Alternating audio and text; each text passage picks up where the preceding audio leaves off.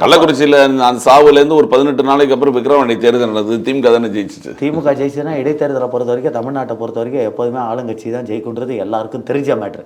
ஏன்னா இந்த ஆளுங்கட்சி இடைத்தேர்தல் வந்தால் இந்த 5 வருஷம் நமக்கு இந்த 2-3 வருஷம் நமக்கு எதுவும் கிடைக்காம போயிடுமோ, எதிர்த்து ஓட்டு போட்டான்னு சொல்லி மக்கள் அந்த தேர்தலில் போடுறது எல்லாருக்கும் சகஜம் தான்.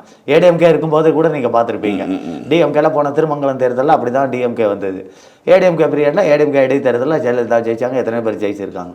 அந்த மாதிரி இடைத்தேர்தல் என்பது ஒரு தேர்தலாகவே நம்ம பார்க்கக்கூடாது. ஏன்னா அது ஆளுங்கட்சிக்கு ஃபேவரட்டாக தான் இருக்கும்.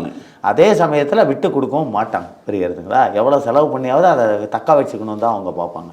அதனால் இடைத்தேர்தல் ரிசல்ட்டை வச்சு நம்ம சொல்ல முடியாது. இப்போ டிஎம்கேக்கு அதாவது 1996 ஜெயலலிதா அவருடைய ஆட்சி மேலே மிக கடுமையான விமர்சனங்கள் இருந்து நான் பார்த்தோம். ஆமாம். அதுக்கப்புறம் 2011 திமுக ஆட்சி மேலே மிக கடுமையான விமர்சனம், அது நம்ம அலை வெளியிலே தெரிந்தது. அது போல இப்ப இருக்கிற மாதிரி தெரியல, அந்த அளவுக்கு மாதிரி தெரியலன்னா இவங்களுக்கு சாதகமான மீடியாக்களை வச்சு அதை மறைச்சிக்கிட்டு இருக்காங்க.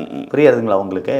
இன்னைக்கு சட்டம் ஒழுங்குன்னு கேட்டா இவர் என்ன சொல்றாரு? நான் என்ன கேட்கிறேன், முதலமைச்சர் அவர்களை சட்டம் ஒழுங்கு மத்திய அரசாங்கம் போதைப் பொருள் ஒழிப்புக்கு நடவடிக்கை எடுக்கணும்னு சொல்றாருல. அப்ப இங்க இருக்கிற காவல்துறை யார் கையில இருக்கு?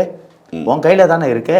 அப்ப அந்த சட்டம் ஒழுங்கா முதல்ல மாநிலத்துல பார்க்க வேண்டியது இந்த பஞ்சாயத்து அரசா இல்ல அந்த இவர் சொல்ற அந்த ஒன்றிய அரசா கேட்கிறேன். அப்ப நீ தானே முதல்ல சட்டம் ஒழுங்கா பாதுகாக்கணும். ஏன் சார், திருச்சியில சிவாவோட ஆளுங்க கம்ப்ளைண்ட் கொடுக்க போறாங்க, ஸ்டேஷன் உள்ள போது சிவாவோட ஆளுங்கள நேருவோட ஆளுங்க அடிக்கிறாங்க. அப்ப என்ன புடுங்கிறதுக்கு நீ கையில சட்டம் ஒழுங்கா வச்சிருக்க? அப்ப காவல்துறை என்பது ஒரு பொம்மை மாதிரி நீ கையில வச்சிருக்க. அதாவது இவர் சொன்னா ஆட்டி படைக்கிற மாதிரி. ஏன் என்கிட்ட பார்க்குற போலீஸ்காரங்களே சொல்கிறாங்க, சார் எங்களால் வேலை செய்ய முடியல, ஸ்டேஷன் உள்ள நாங்கள் கையெழுத்து போட்டோமா, அவங்க சொல்கிற இடத்துல போய் நின்னோமா, அதை நாங்கள் பார்க்குறோம். ஒரு சாதாரண பிட் பாக்கெட் ஸ்டேஷனில் ஒரு இன்ஸ்பெக்டர் மிரட்டுறான், சார் என்ன அடிச்சிருக்கியா, நீ அடிச்சா நீ என்னை கொலை பண்ண முயற்சி பண்ணேன்னு சொல்லி நான் கேஸ் போடுவேன். இல்லை, சட்டம் ஒழுங்கு பற்றி எல்லாருமே பேசுகிறாங்க. அதோட இன்னும் அதிருப்திகள் பல இடங்களில் இந்த பேருந்து நிலையங்கள்லாம், பேருந்து நிலையங்கள் பார்த்தீங்கன்னா அதுதான் பெரிய தமிழ்நாட்டில் பெரிய ப்ளஸ் மைனஸ் பாயிண்ட்டே டிஎம்கேக்கு அதுதான். இப்போ கள்ளக்குறிச்சியில் பார்த்தீங்கன்னா அன்றைக்கி போய் நான் இறங்குறேன், நைட்டு ஒரு 8:30 மணி இருக்கும், சாப்பிட கூட இல்லை. சரி இறங்கி டிஃபன் சாப்பிட்லாம் அப்படின்ட்டு இறங்குறேன், ஒரு கடை கிடையாது, பஸ் ஸ்டாண்டு இருட்டோன்னு கிடக்கு. கண்டக்டரை கேட்குறேன், நான் கள்ளக்குறிச்சி இறங்கணும் சார் அப்படின்னு. இதாங்க கள்ளக்குறிச்சி அப்படிங்கிறாரு.